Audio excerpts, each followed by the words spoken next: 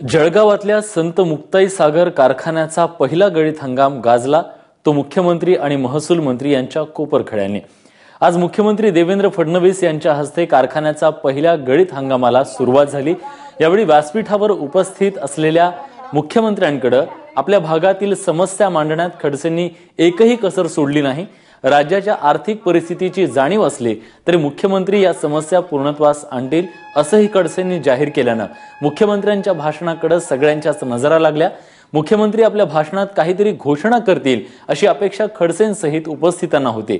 मात्र मुख्यमंत्र्यांनीही खडसेंच्या मागण्यांना तितक्याच खुमासदार पद्धतीने उत्तर दिलं। आपण बघूया।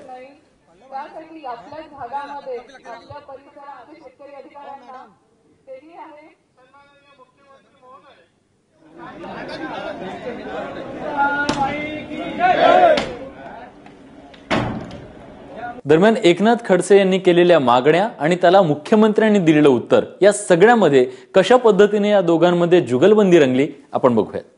या शेतकऱ्याला दिवसाकाठी किंवा 6 ते 8 तास तरी वीज मिळाली पाहिजे आणि ही वीज जी आहे ती अखंडित मिळाली पाहिजे, त्याच्यात खंड पडता कामा नये। या तालुक्यामध्ये काहीतरी गव्हर्नमेंट इंजिनिअरिंग कॉलेज आलं, गव्हर्नमेंट पॉलिटेक्निक कॉलेज आलं आणि आपण आल्यामुळे आज तुम्ही घोषणा केली, हे कुठेतरी इतिहासात लिहिलं जाईल ना। त्यांच्या राज्याचा मी अर्थमंत्री राहिलेलं असल्यामुळे मला लहान मागण्या कराव्या लागतात आणि मला माहित आहे तिजोरीवर ताण आहे। मला तशी चिंता नाही। याचं कारण असं आहे की फार हुशारीने आम्ही नाथाभाऊंनाच महसूल मंत्री केलाय, त्यामुळे राज्याच्या तिजोरीमध्ये पैसा आला पाहिजे याची काळजी नाथाभाऊच करणार आहे। मला तर खर्चच करायचा आहे, त्यामुळे नाथाभाऊंनी मांडलेल्या ज्या बाबी आहेत त्या बाबी मला या ठिकाणी मंजूर करण्याकरता काही अडचणच नाही।